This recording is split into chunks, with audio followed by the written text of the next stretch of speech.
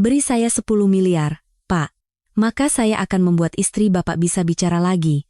Di tengah kemacetan Jakarta yang panas, mobil termahal hari itu berhenti mendadak. Di dalamnya duduk Baskara Wijoyo, pemimpin tertinggi Nusantara Group. Dengan kekayaan puluhan triliun rupiah, satu jentikan jarinya bisa mengubah nasib ribuan orang. Namun, yang berani mengadang mobilnya hari ini hanyalah seorang gadis kecil berusia 9 tahun. Dengan 10 miliar, saya akan sembuhkan penyakit ibu, katanya lagi, tegas. Para pengawal hendak menyeretnya pergi, tetapi anak itu tidak bergeming. Istri Baskara sudah 5 tahun membisu, bahkan tim medis terbaik di negeri ini sudah menyerah. Kini, seorang anak kecil mengaku bisa menyembuhkannya. Meski terdengar mustahil, sorot mata anak itu penuh dengan keyakinan yang tak tergoyahkan. Sebenarnya, apa maksud dibalik tawaran bocah kecil ini? Markas besar Nusantara Group, salah satu gedung pencakar langit tertinggi di Indonesia. Di pintu keluar parkir bawah tanahnya, sebuah sedan hitam mewah perlahan-lahan meluncur keluar. Penumpangnya adalah Baskara Wijoyo, salah satu orang terkaya di Indonesia dan penguasa mutlak Nusantara Group. Kekayaannya mencapai puluhan triliun, dan pengaruhnya begitu besar hingga tak banyak orang di negeri ini yang berani menatap matanya secara langsung. Namun, pada saat itu, sesuatu yang luar biasa terjadi. Seorang anak kecil berdiri tegak di tengah-tengah jalan keluar parkir. Sopir mengerem mendadak, membuat mobil pengawal di belakangnya berhenti dengan bunyi decitan keras. Para pengawal berhamburan keluar. "Hei, anak kecil, apa yang kamu lakukan? Cepat menyingkir." Seorang pengawal bertubuh besar mencengkeram lengan anak itu. Tapi anehnya, anak itu tidak bergerak sedikit pun. Ia justru melepaskan cengkeraman pengawal itu dan mulai menggedor-gedor kaca jendela mobil Baskara dengan kedua tangannya yang mungil. Buk, buk. Suara kepalan kecilnya menggema. "Bapak Ketua, saya bisa sembuhkan penyakit ibu." Para pengawal panik dan berusaha menariknya, tetapi anak itu bertahan dengan sekuat tenaga. Lalu, ia berteriak sekali lagi. "Saya bisa membuat ibu bicara lagi." Satu kalimat itu membuat suasana di dalam mobil berubah. Tangan Baskara Wijoyo perlahan bergerak, membuka pintu, dan turun untuk berdiri di depan anak kecil itu. Wajahnya tanpa ekspresi, tetapi tatapan matanya tajam luar biasa. Tatapan mata seseorang yang telah bertahan selama puluhan tahun di dunia bisnis yang kejam, yang seolah bisa menembus segalanya. "Hanya anak kecil sepertimu yang mengaku bisa menyembuhkan istriku?" tanya Baskara. Suaranya terdengar tak percaya. Tim medis terbaik di negeri ini sudah angkat tangan. "Apa yang bisa kamu lakukan?" Anak itu tidak mundur. Mata kecilnya balas menatap Baskara tanpa rasa takut. Ia bahkan melangkah lebih dekat. "Saya akan membuat istri Bapak bisa bicara lagi. Sebagai gantinya, berikan saya uang tunai 10 miliar rupiah untuk biaya pengobatan ayah saya." 10 miliar? Baskara mengulang. "Kamu meminta 10 miliar? Ekspresi anak itu tidak goyah sedikit pun saat menyebutkan jumlah fantastis itu. Sudut bibir Baskara berkedut. Entah karena geli, atau karena emosi lain yang muncul. Ia menatap anak itu lama. Mungkin kelas 2 atau 3 SD. Berani-beraninya ia mengadang mobil orang paling berkuasa di Indonesia dan menuntut 10 miliar, benar-benar sulit dipercaya. "Lalu, bagaimana jika kamu gagal?" tanya Baskara. Anak itu menarik napas dalam-dalam, lalu membuka mulutnya. "Kalau gagal, seluruh hidup saya berikan untuk Bapak. Saya akan bekerja di rumah Bapak seumur hidup tanpa dibayar." Suaranya tidak bergetar. Begitu mantap hingga membuat siapapun yang mendengarnya merinding. "Toh, Bapak tidak rugi apa-apa, kan?" Anak itu menambahkan. "Bagi saya, ini adalah kesempatan terakhir. Bagi Bapak, ini hanya seperti mencoba peruntungan. Tidak ada ruginya sama sekali." Baskara Wijoyo menatap anak itu untuk waktu yang lama. Akhirnya, ia perlahan membuka mulut, masuk ke mobil. Para pengawal tampak terkejut, tetapi tak ada yang berani membantah. Begitu anak itu naik, jendela hitam kembali tertutup rapat. Mobil pun mulai bergerak. Di kursi belakang sedan mewah milik pemimpin Nusantara Group, duduk seorang anak perempuan berusia 9 tahun yang bahkan namanya pun belum diketahui. Para pengawal yang melihat pemandangan aneh itu hanya bisa saling bertukar pandang tanpa berkata-kata. Suasana di dalam mobil hening. "Kamu bilang 10 miliar? Baskara akhirnya angkat bicara. Sambil bersedekap, matanya yang sulit ditebak menatap anak itu. Untuk apa uang sebanyak itu? Apa orang tuamu yang menyuruhmu? Gadis kecil itu menggeleng. Ia lalu mengeluarkan selembar kertas yang sudah lecek karena dilipat berkali-kali dari saku jaketnya. Baskara mengambil kertas itu. Di bagian atas, tertulis jelas rincian biaya operasi transplantasi jantung, dan di bawah deretan angka yang panjang, tertera total biaya, Rp10.300. Ling ling ling ling. Jantung ayah saya sudah sangat lemah. Suara gadis bernama Kirana itu terdengar lirih. Dokter bilang, kalau dalam sebulan tidak dioperasi, ayah akan meninggal. Tapi kami tidak punya uang. Ibu saya meninggal waktu saya masih berumur 3 tahun, ayah saya sakit-sakitan di rumah sakit, dan kami tidak punya kerabat. Anak itu bercerita dengan nada datar. Tetapi justru ketenangannya itulah yang membuat hati terasa pilu. Beban yang terlalu berat untuk dipikul seorang anak berusia 9 tahun. Saya sudah minta tolong ke rumah sakit dan dinas sosial. Tapi katanya daftar tunggunya sangat panjang, bisa sampai 2 tahun. Sementara waktu ayah tinggal sebulan lagi, kata mereka. Satu-satunya cara agar ayah bisa selamat adalah dengan operasi di luar negeri. Kirana menatap lurus ke mata Baskara. Jadi, saya memutuskan untuk mencari uang sendiri. Baskara terdiam lama sambil memandangi surat itu. 10 miliar lebih.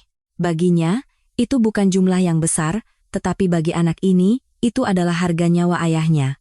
Kamu bilang bisa menyembuhkan istriku. Apa dasarmu bicara seperti itu? Saya baca di internet. Istri Bapak, Ibu Dewi, berhenti bicara sejak kehilangan putranya 5 tahun lalu. Semua dokter bilang ini masalah psikologis. Penyakit hati, kan? Kirana menyibakkan rambutnya ke belakang telinga, sambil melanjutkan. Tapi, pikiran saya sedikit berbeda. Tidak mau bicara dan tidak bisa bicara itu berbeda.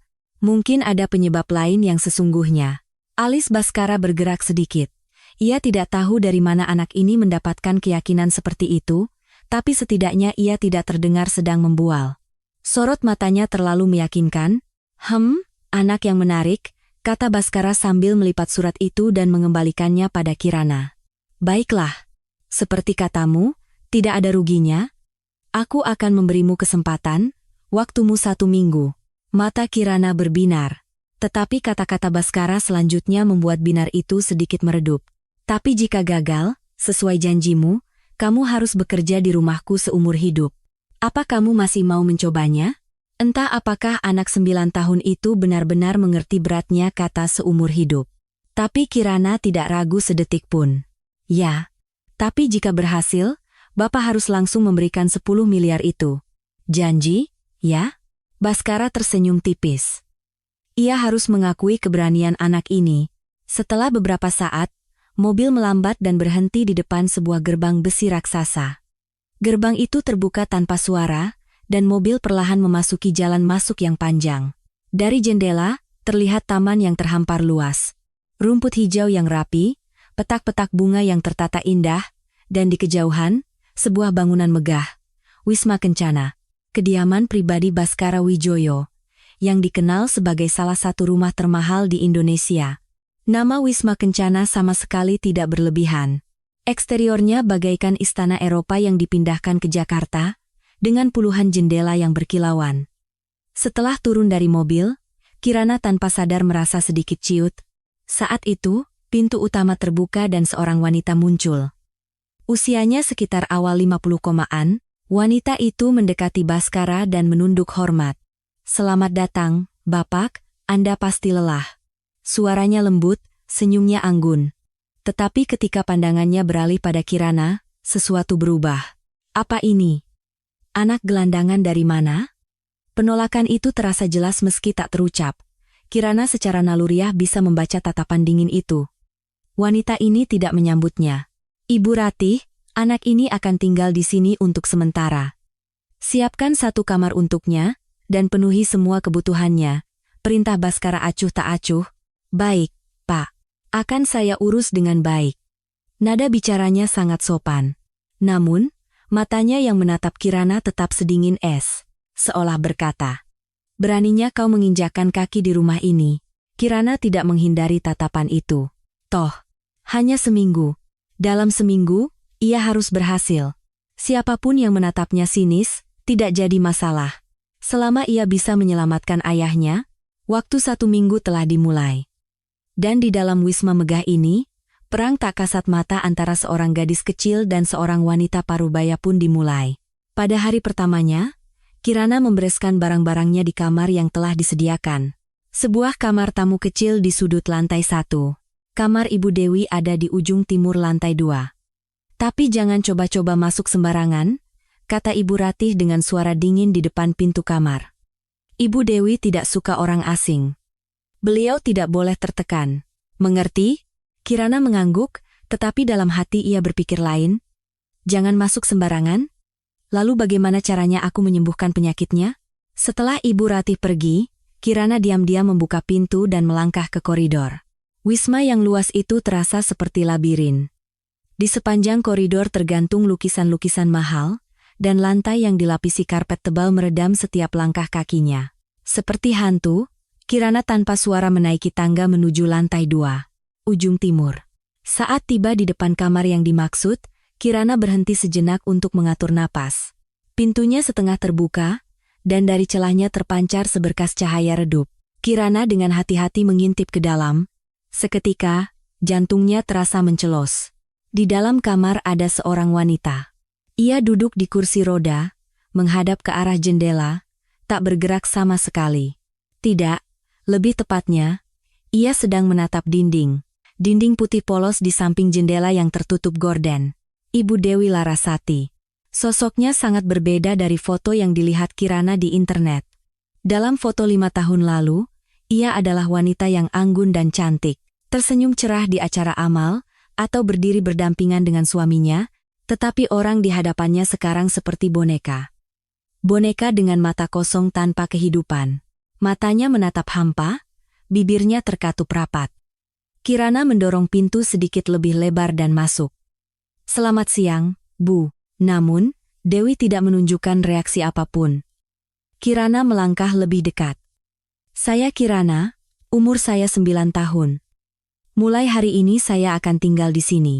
Tetap tidak ada respons. Dewi hanya terus menatap dinding.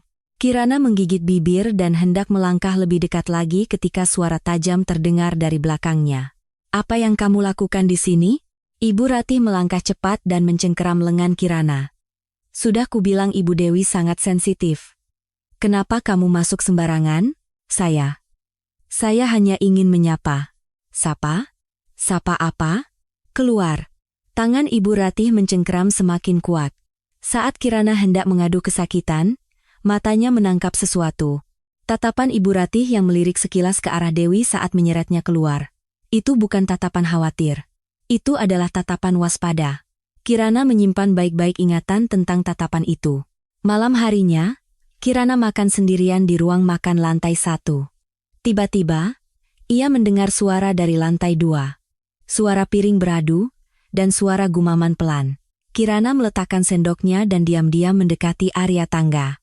Di ujung koridor lantai 2, pintu kamar Dewi terbuka. Kirana berjalan tanpa suara, menyembunyikan diri di balik dinding dekat pintu. Ia mengintip melalui celah.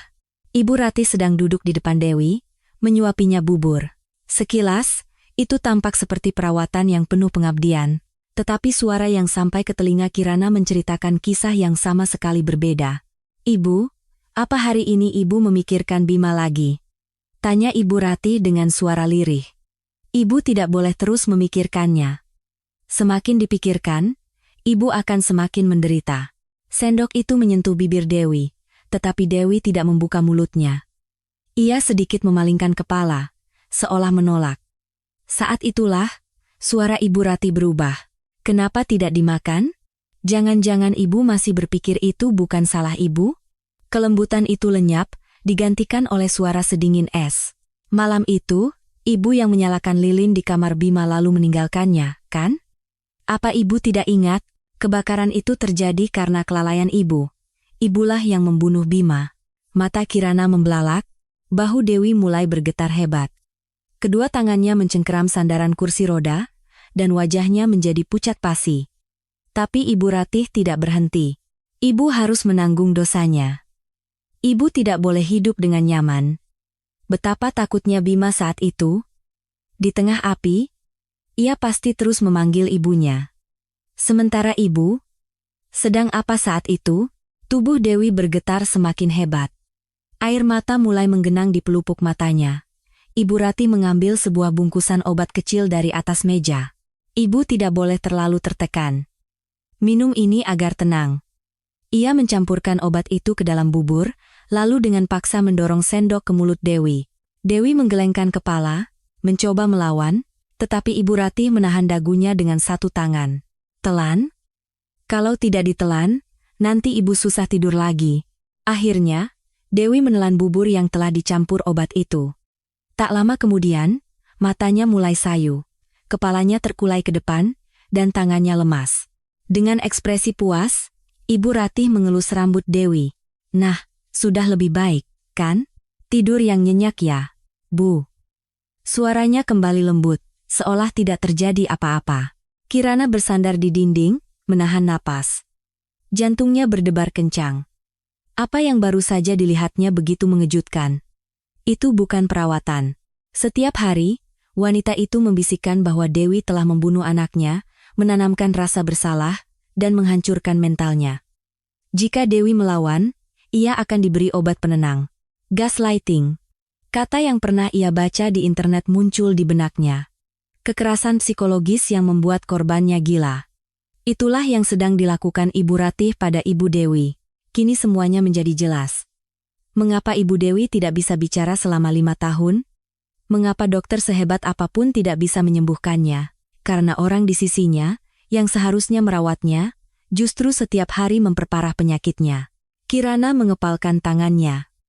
Ada rahasia besar di rumah ini, dan Ibu Ratih adalah pusat dari semuanya. Seminggu. Tidak. Sisa waktunya tinggal 6 hari.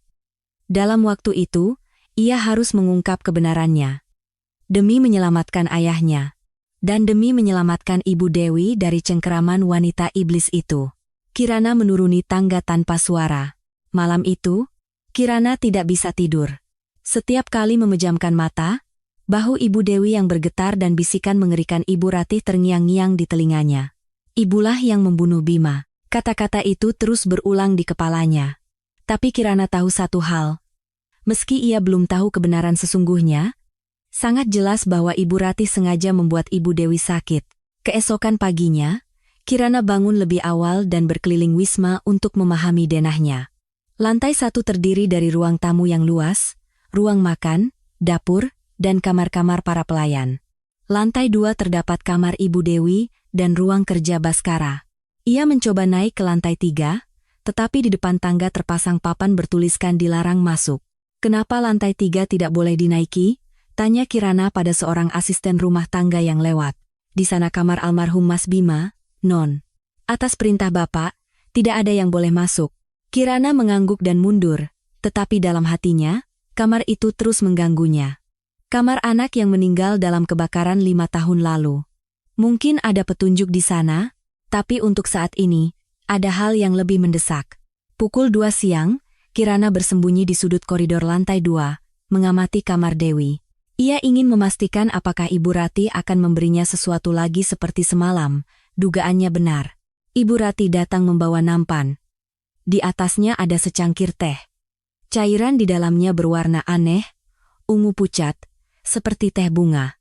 Ibu, saya bawakan teh herbal. Ini bagus untuk menenangkan pikiran. Ibu akan merasa lebih rileks setelah meminumnya. Suara Ibu Ratih terdengar sampai ke koridor. Nada lembutnya kini terdengar sangat menyeramkan. Kirana mengamati teh herbal ungu itu dengan saksama. Jika diminum setiap hari pukul 2 siang, ini pasti bukan kejadian pertama. Jika selama 5 tahun Dewi meminumnya setiap hari, pasti ada sesuatu di dalamnya. Ia teringat obat yang dicampurkan ke dalam bubur semalam. Obat yang membuat mata Ibu Dewi langsung sayu. Mungkinkah teh herbal itu juga mengandung zat serupa? Kesempatan datang tak lama kemudian. Setelah Dewi selesai meminum tehnya, Ibu Ratih membawa cangkir kosong itu keluar. Namun, di tengah koridor, ia mengeluarkan ponsel dari sakunya dan menerima telepon. Baik, Pak. Saya segera turun. Tampaknya itu panggilan dari Baskara. Ibu Ratih meletakkan nampan berisi cangkir itu di atas sebuah meja di koridor, lalu bergegas menuruni tangga sambil berbicara di telepon. Mata Kirana berbinar. Sekarang, Kirana dengan cepat mendekati meja itu. Di dalam cangkir, masih tersisa sedikit cairan ungu. Setelah memastikan keadaan aman, Kirana menyentuhkan ujung jari telunjuknya ke sisa cairan itu. Hanya sedikit saja, lalu ia mengecapnya.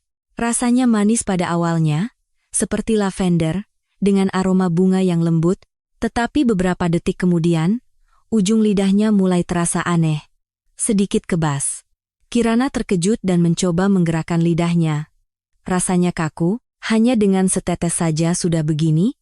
Ini bukan teh herbal biasa, jika ini diminum setiap hari selama 5 tahun, lidahnya pasti akan kaku dan tidak bisa bicara. Jantung Kirana berdebar kencang. Akhirnya ia menemukan kuncinya. Bagaimana Ibu Ratih mengendalikan Ibu Dewi? Mengapa selama 5 tahun tidak ada dokter yang bisa menyembuhkannya? Dia menghancurkan mentalnya dengan gaslighting dan melumpuhkan tubuhnya dengan obat, belenggu ganda. Dewi terkurung di dalamnya selama 5 tahun, Kirana menggigit bibirnya erat. Amarah memuncak di dalam dadanya. Perasaan yang terlalu berat untuk anak seusianya. Tetapi Kirana menahannya. Sore itu, Kirana kembali berkeliaran di dekat kamar Dewi. Tepat pukul 2, Ibu Ratih muncul lagi dengan teh herbal ungu. Kirana berpura-pura tak sengaja berpapasan dan menyapanya. Ibu Ratih, boleh saya yang membawakan teh untuk Ibu Dewi? Saya juga ingin membantu. Tidak usah. Urusan Ibu Dewi biar aku yang tangani. Kerjakan saja urusanmu. Tapi, kan saya datang ke rumah ini untuk membantu Ibu Dewi. Nanti saya dimarahi Bapak Ketua kalau diam saja.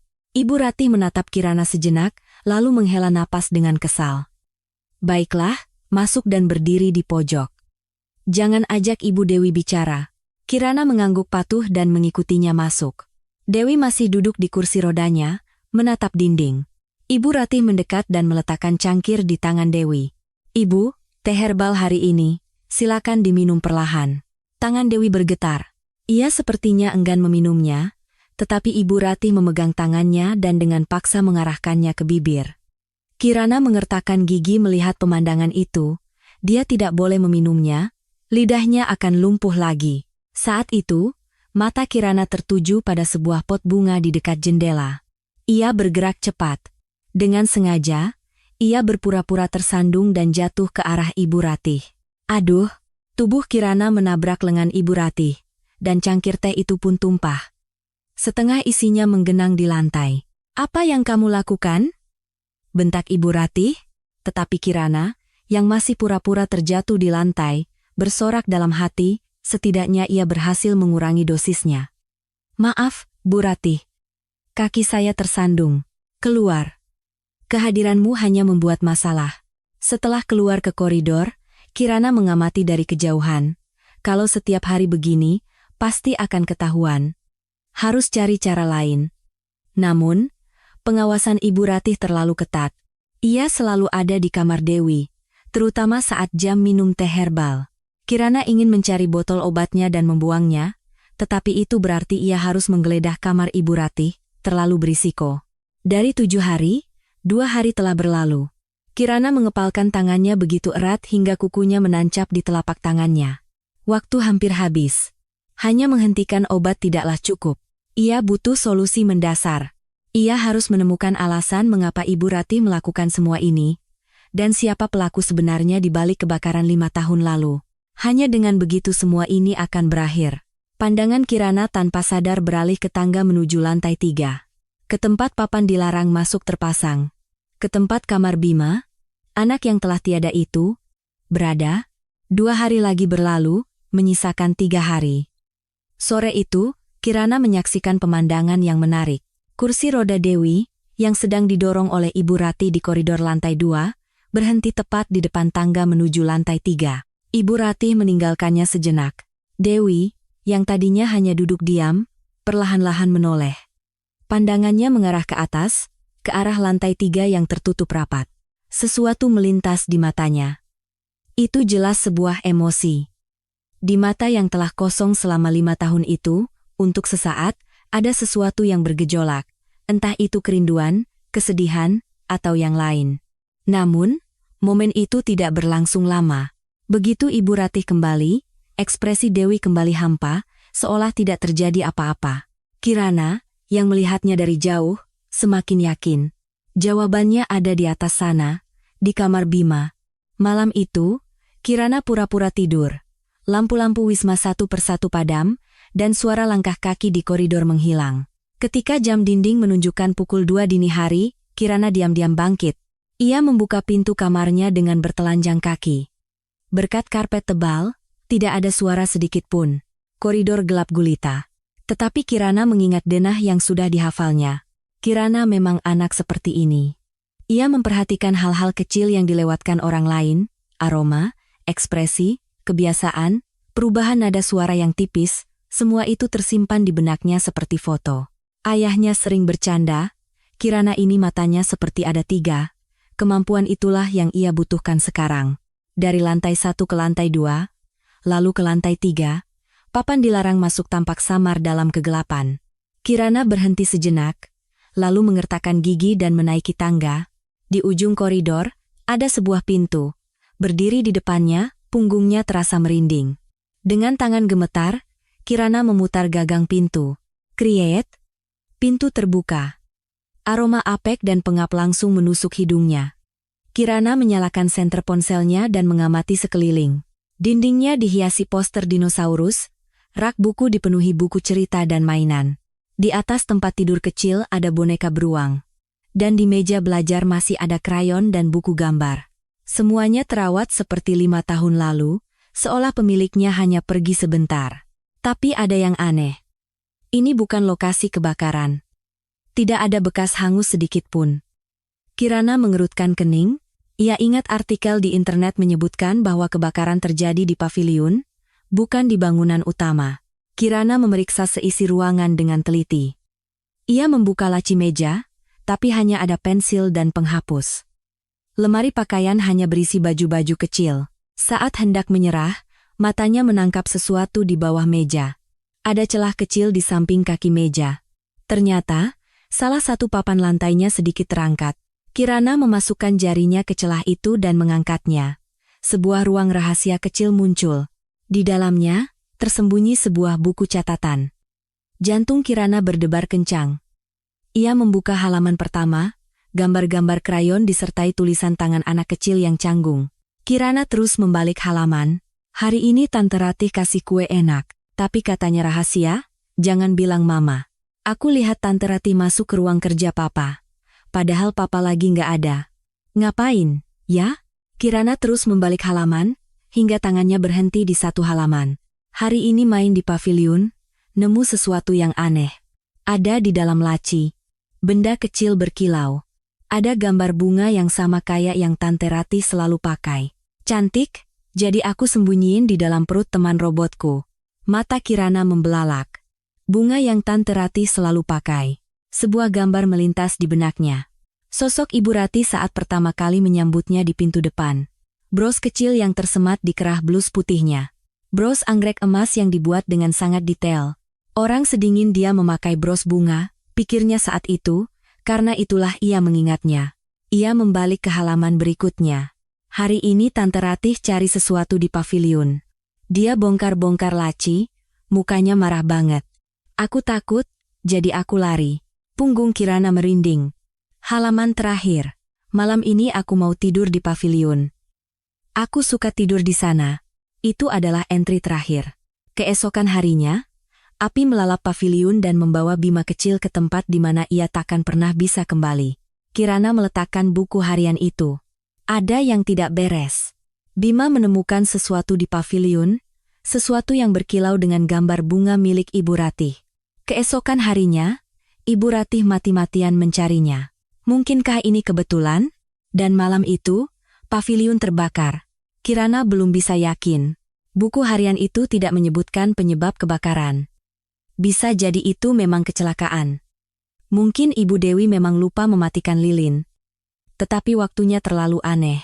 Bima menemukan sesuatu, Keesokan harinya, Ibu Ratih mencarinya, dan malam itu paviliun terbakar. Dan sekarang, Ibu Ratih setiap hari membisikkan pada Ibu Dewi, "Ini salahmu, kamu yang membunuh anakmu." Mungkinkah Ibu Ratih menyembunyikan sesuatu? Kirana belum tahu pasti. Tidak ada bukti. Ia tidak tahu apa yang ditemukan Bima, atau mengapa itu penting. Tapi satu hal yang jelas, ia harus menemukan benda itu. Teman robot yang disebut Bima, jika ia bisa memeriksanya, mungkin ia akan menemukan sesuatu. Kirana dengan hati-hati menyimpan buku harian itu di balik bajunya. Sisa waktunya 3 hari. Ia harus menemukannya. Kirana berjalan menahan napas di koridor lantai 3. Buku harian Bima terselip aman di balik bajunya. Jantungnya berdebar begitu kencang, tetapi prioritasnya sekarang adalah kembali ke kamar secepat mungkin. Saat hendak menuruni tangga, sebuah suara rendah terdengar dari belakangnya. "Sedang apa kamu di lantai 3 tengah malam begini?" Kaki Kirana membeku. Ibu Ratih perlahan mendekat. Aku mau ke kamar mandi." Tapi tersesat. "Bohong," potong Ibu Ratih. "Dari kamarmu ke lantai 3, kamu harus naik 2 lantai. Tersesat ke kamar mandi? Kamu pikir aku akan percaya alasan itu?" Kirana menggigit bibir. Ia tahu alasannya tidak akan berhasil. Tapi ia harus melindungi buku harian itu. Saat itu, pandangan Ibu Ratih tertuju pada bagian depan baju Kirana yang menggembung. "Apa yang kamu bawa?" Ibu Ratih merebut buku harian itu dan membukanya. Di bawah cahaya senter, tulisan tangan Bima yang tidak rapi terlihat jelas. Wajah Ibu Ratih mengeras saat ia membalik halaman. Matanya bergerak cepat, bibirnya bergetar. "Dari mana kamu dapat sampah ini? Mau mengarang cerita? Hah?" Suara Ibu Ratih merendah, tetapi di dalamnya bukan hanya ada amarah, ada juga kepanikan. "Itu bukan sampah. Itu buku harian Bima." Seketika, mata Ibu Ratih goyah. Tanpa memberi Kirana kesempatan untuk mencegah, ia merobek buku itu menjadi kepingan. "Tidak!" teriak Kirana, tapi sudah terlambat. Ibu Ratih menginjak-injak sobekan kertas itu dengan jijik. Tulisan anak yang sudah mati memangnya penting? Aku tinggal bilang kamu yang mengarangnya. Bukti penting telah musnah di depan matanya. Tetapi Kirana ingat dengan jelas setiap kata dalam buku harian itu. Benda berkilau yang ditemukan di laci paviliun. Gambar bunga Tante Ratih, disembunyikan di dalam teman robot. Dan keesokan harinya, Ibu Ratih menggeledah paviliun. Tapi Kirana memilih diam. Percuma bicara sekarang, buku harian sudah hancur, dan ia tidak punya bukti apa-apa. Siapa yang akan dipercaya? Kepala pengurus rumah tangga yang sudah bekerja 20 tahun atau anak kecil yang baru datang beberapa hari? Tentu saja. "Ibu Ratih, ayo ikut aku," kata Ibu Ratih sambil mencengkeram lengan Kirana. "Kemana?" "Menemui Bapak Ketua. Kamu harus jelaskan sendiri apa yang kamu lakukan di area terlarang tengah malam." Kirana diseret ke lantai 2, ke depan kamar tidur Baskara. Ibu Ratih mengetuk pintu. Tak lama, pintu terbuka. "Ada apa malam-malam begini?" tanya Baskara sambil mengucek mata. "Maaf mengganggu istirahat Bapak," kata Ibu Ratih sambil menunduk. Suaranya bergetar, sama sekali berbeda dengan wanita yang baru saja merobek buku harian. "Akting yang sempurna. Tapi saya harus melaporkan ini, anak ini. Dia telah mengganggu Ibu Dewi." Mata Baskara membelalak. "Apa maksudmu?" "Saya mendengar suara aneh, jadi saya memeriksanya. Ternyata anak ini sedang menekan Ibu Dewi, membicarakan almarhum Mas Bima dengan dalih ingin membuatnya bicara." "Tidak benar!" teriak Kirana. Ibu Ratih memasang ekspresi sedih. "Bapak, lihat sendiri kondisi Ibu." Ibu Ratih menuntun Baskara ke kamar Dewi. Dari dalam terdengar suara rintihan pelan. Baskara bergegas masuk, diikuti Kirana. Dewi meringkuk di tempat tidur. Tubuhnya bergetar hebat. Ia memeluk selimut, gemetar seperti daun, mengeluarkan suara-suara kecil seolah ketakutan. "Sayang." Baskara berlari memeluk istrinya. Dewi tidak berhenti gemetar, bahkan dalam pelukan suaminya. Matanya menatap kosong. Kirana tahu, Dewi gemetar bukan karena cerita tentang Bima, tapi karena ia mendengar suara Ibu Ratih di koridor. Ia takut pada Ibu Ratih, tetapi Baskara tidak tahu itu. Jadi ini semua karena dia? Baskara berbalik menatap Kirana. Matanya menyala-nyala karena amarah seorang suami yang telah melakukan segalanya untuk menyembuhkan istrinya selama 5 tahun. Kirana menggigit bibir. Haruskah ia bicara? Mengatakan bahwa Ibu Ratih menyembunyikan sesuatu, bahwa ada yang aneh di buku harian itu, tapi ia menahan diri? Tidak ada bukti. Buku harian sudah disobek, dan aku belum tahu apa isi robot itu. Bicara sekarang hanya akan membuatku dicap pembohong. Kamu tidak mau bicara? Tanya Baskara. Saya tidak mengganggu Ibu Dewi. Hanya itu yang ia katakan. Tidak ada pembelaan lebih lanjut. Ini bukan waktunya. Wajah Baskara semakin mengeras. Ibu Ratih. Ya Pak. Kurung anak ini di kamarnya di lantai 1. Besok pagi, suruh dia pergi dari sini. Jantung Kirana mencelos. Baik. Pak. Ibu Ratih mencengkeram lengannya. Saat mereka berjalan di koridor, Ibu Ratih berbisik di telinga Kirana. Pintar juga kamu bisa diam. Tapi percuma. Besok kamu akan diusir dari rumah ini, dan tidak akan pernah bisa kembali. Kirana tidak menjawab. Dalam hati ia bergumam. Ini belum berakhir. Di kamar tamu lantai 1, Ibu Ratih mendorong Kirana masuk dan menutup pintu. Terdengar suara kunci dari luar. Kirana berdiri terpaku di depan pintu, lalu perlahan menoleh ke jendela. Hujan mulai turun. Di seberang sana, bangunan utama yang gelap gulita terlihat. Di suatu tempat di lantai 3, ada sebuah mainan robot. Ia harus menemukannya sebelum besok pagi. Ini adalah kesempatan terakhirnya. Hujan turun deras. Kirana menatap keluar jendela. Jendela lantai 3 yang gelap terlihat samar di balik tirai hujan. Besok pagi aku akan diusir, ayah akan meninggal jika tidak dioperasi dalam sebulan. Dari 7 hari, 5 hari sudah lewat. Sisa 2 hari lagi. Tidak. Jika ia diusir besok, tidak ada waktu lagi. Kirana mengepalkan tangannya. Wajah ayahnya terbayang. Terbaring lemah di ranjang rumah sakit, tersenyum. Kirana, jangan khawatirkan ayah. Ayah tidak apa-apa. Tapi tangannya gemetar saat mengatakannya. Ayahnya yang menangis diam-diam setiap malam. Tidak bisa. Kirana tidak bisa menyerah. Ia mendekati jendela. Gagangnya tidak terkunci. Mungkin tidak ada yang menyangka akan ada orang yang dikurung di kamar ini. Saat jendela terbuka, angin dan hujan menerpa wajahnya. Ini lantai 1, jadi tidak terlalu tinggi. Masalahnya, ia harus naik sampai lantai 3. Bisakah ia memanjat dinding? Satu-satunya jalan adalah pipa talang air yang menempel di dinding luar.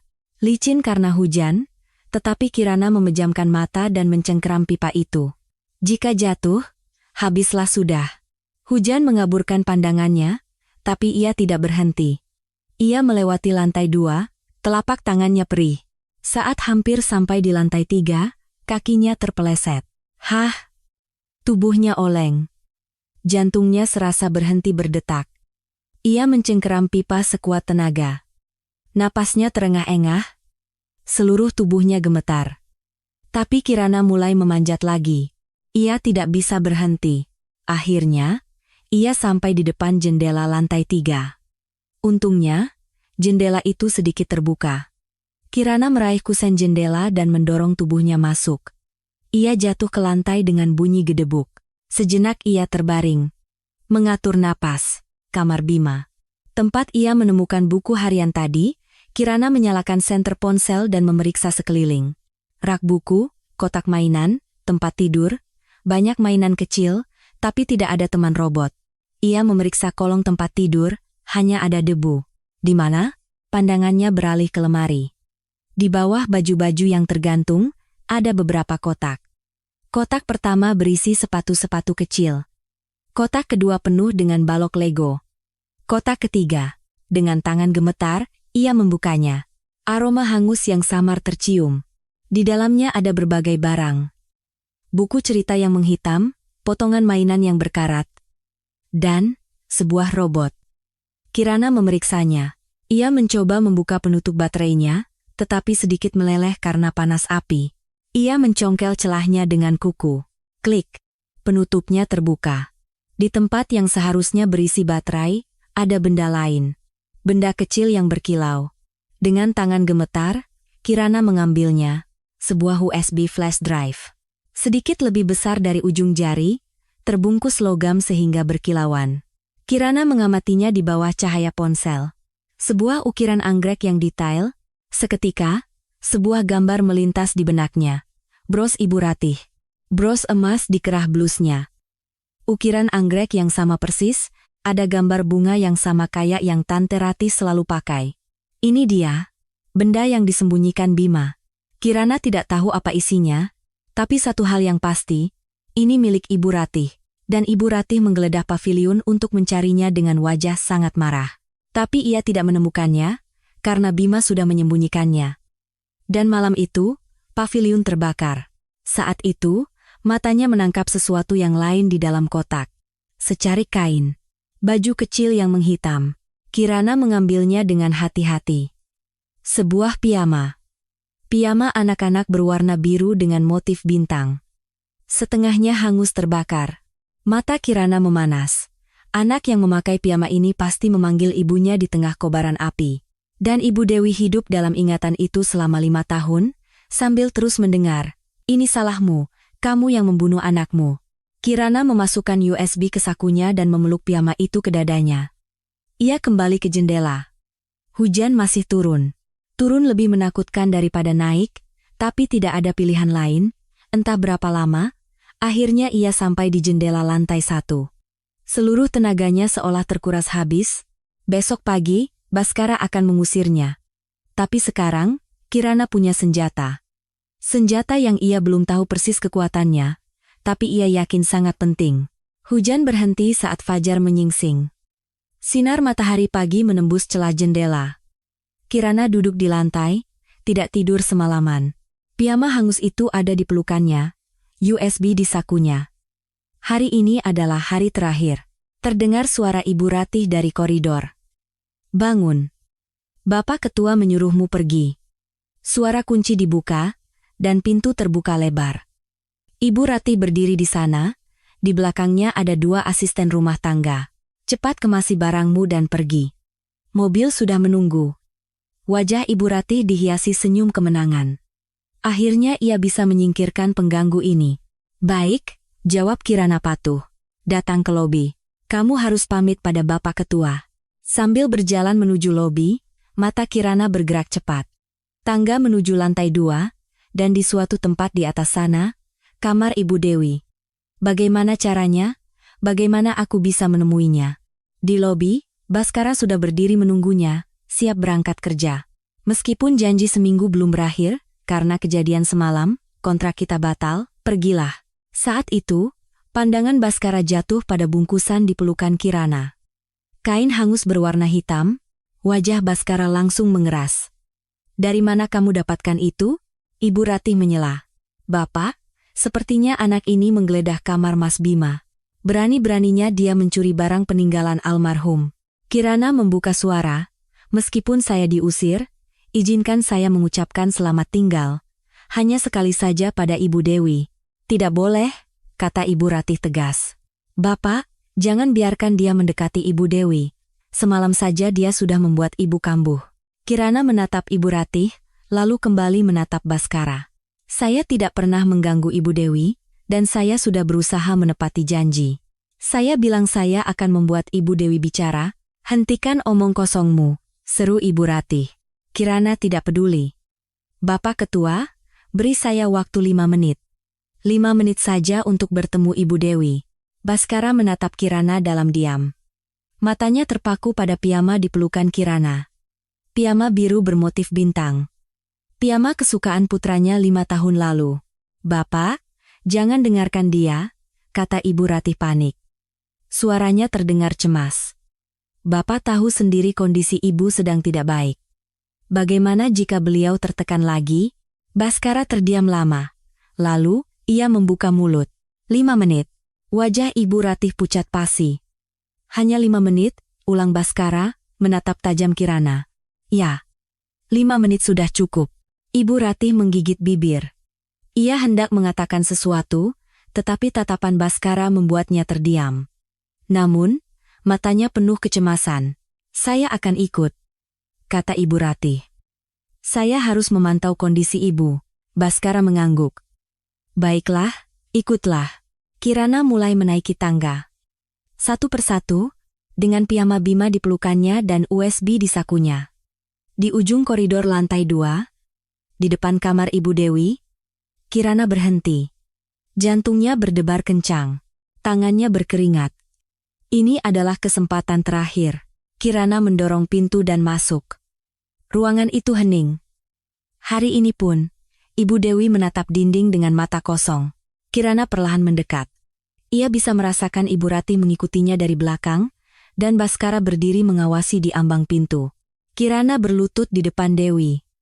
Mata Dewi masih menatap hampa, tetapi Kirana menatap lurus ke matanya. Ibu. Dewi tidak bereaksi. Kirana mengeluarkan piyama dari pelukannya.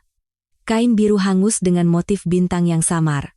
Kirana dengan hati-hati meletakkannya di atas pangkuan Dewi. Seketika, bola mata Dewi bergerak. Perlahan, sangat perlahan, pandangannya turun ke arah kain di pangkuannya, dan aroma yang menyentuh hidungnya.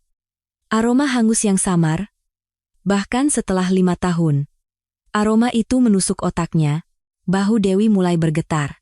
Ibu, ada apa? Ibu Ratih hendak mendekat. Tapi Kirana bergerak lebih dulu. Ia mendekatkan mulutnya ke telinga Dewi dan mulai berbisik dengan suara sangat pelan. Tante, kebakaran itu bukan karena lilin. Kirana mengeluarkan USB dari sakunya. Benda kecil berkilau dengan ukiran anggrek. Ia meletakkannya di atas telapak tangan Dewi. Lihat ini.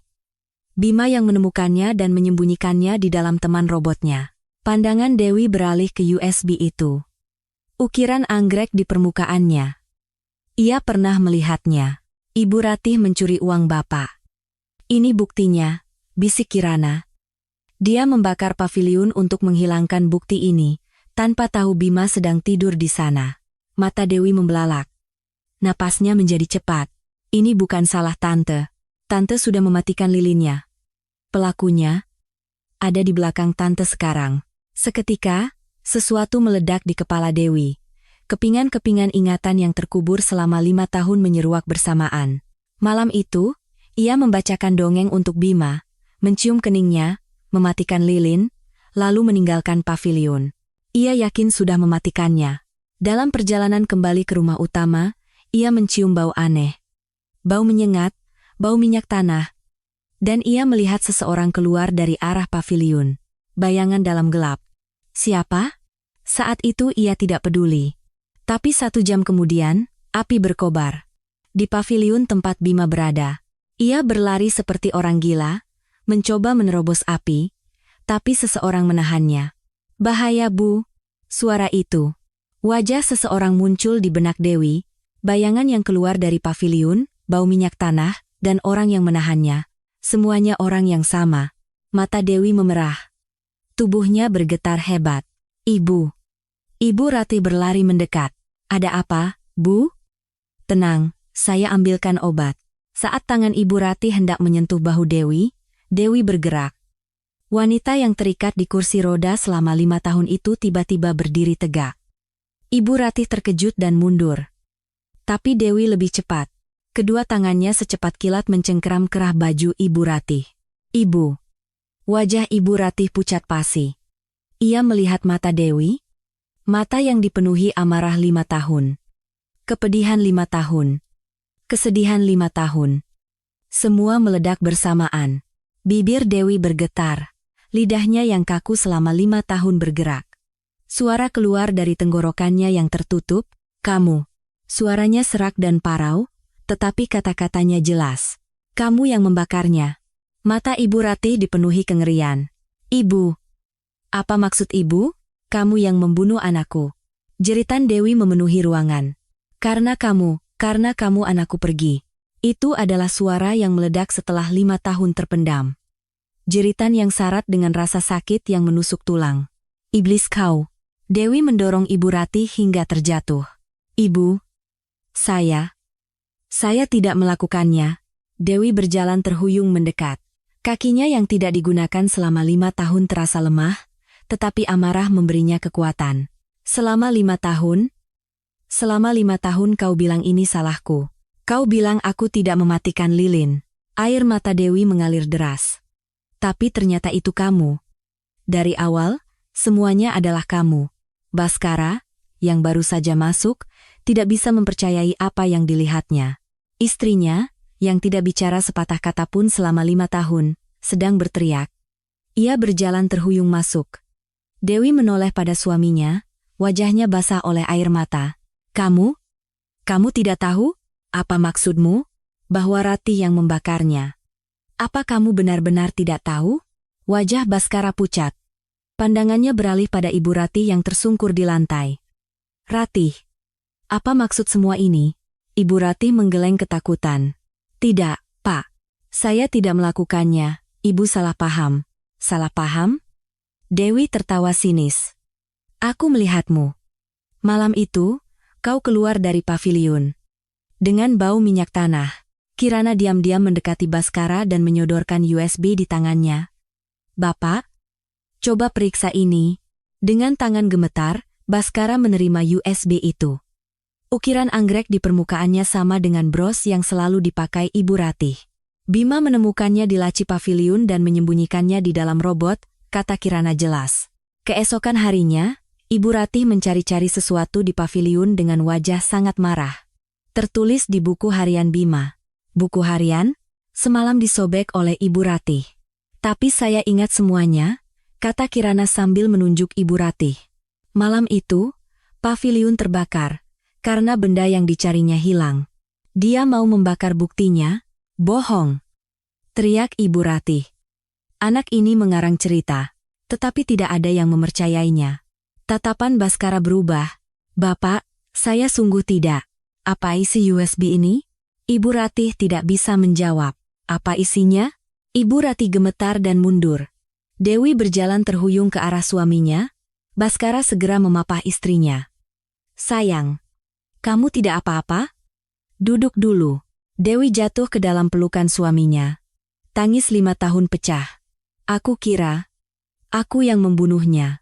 Selama 5 tahun, aku kira aku yang membunuhnya. Baskara memeluk istrinya erat. Air mata juga mengalir di pipinya. Maafkan aku. Maafkan aku. Dewi, Kirana hanya diam mengamati. Sore itu, semua kebenaran terungkap. Baskara memasang USB itu di komputernya. Layar menampilkan daftar file. Satu persatu ia membukanya, dan wajahnya semakin mengeras. Itu adalah buku besar penggelapan dana. Catatan selama 20 tahun. Tanggal, jumlah, nomor rekening.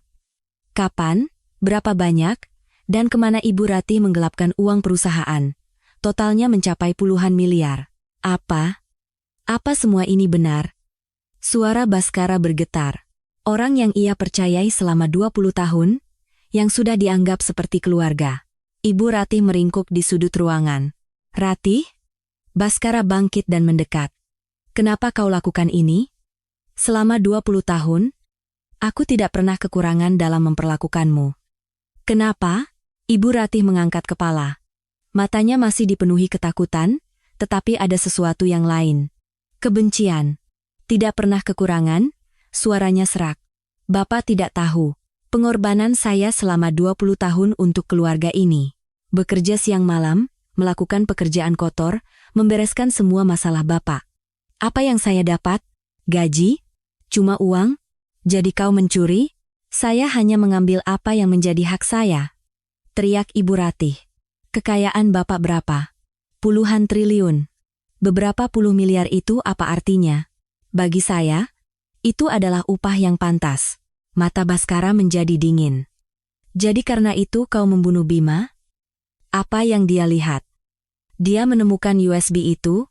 Tidak, saya tidak bermaksud begitu. Saya hanya ingin menghancurkan buktinya. Saya tidak tahu Bima ada di sana.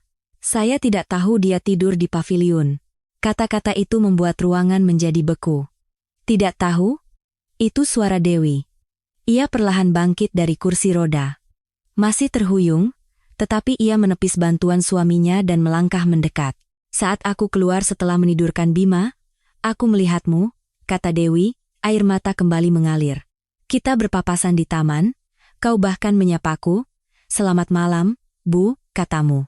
Wajah Ibu Ratih pucat pasi. Saat itu kau tahu Bima ada di paviliun? Kau tahu? Kau tahu? Tapi kau tetap membakarnya. Baskara memeluk istrinya yang ambruk dalam tangis histeris. Ia mengelus kepala istrinya dan berbisik, "Maafkan aku. Aku tidak tahu. Aku ada di sampingmu tapi aku tidak tahu. Maaf membiarkanmu menanggungnya sendirian." Air mata juga mengalir di pipinya. Dewi mengambil piyama Bima yang terjatuh di lantai, memeluk kain hangus itu erat-erat. Baskara memberi isyarat pada pengawalnya. Bawa dia pergi. Para pengawal mencengkeram lengan Ibu Ratih. "Bapak, tanpa saya, rumah ini tidak akan terurus. Selama 20 tahun saya yang melakukan semuanya." Tidak ada yang menjawab. "Bapak? Bapak?" Jeritan Ibu Ratih menjauh, hilang di ujung koridor. Kirana berdiri diam di dekat pintu. Beberapa hari kemudian, sebuah notifikasi muncul di ponsel Kirana. Transfer dana berhasil, 10.000. 10 miliar. Kirana menatap layar ponselnya lama. Tangannya gemetar. Angka-angka itu terlihat kabur karena air mata yang menggenang. "Ayah." Kirana berlari ke rumah sakit. Ia menandatangani surat persetujuan operasi dan menjadwalkan tanggalnya. Dokter berkata, tingkat keberhasilan operasinya tinggi. "Ayah Anda bisa hidup sehat dan panjang umur." Kirana menggenggam tangan ayahnya erat. "Ayah, sekarang semuanya akan baik-baik saja. Aku berhasil."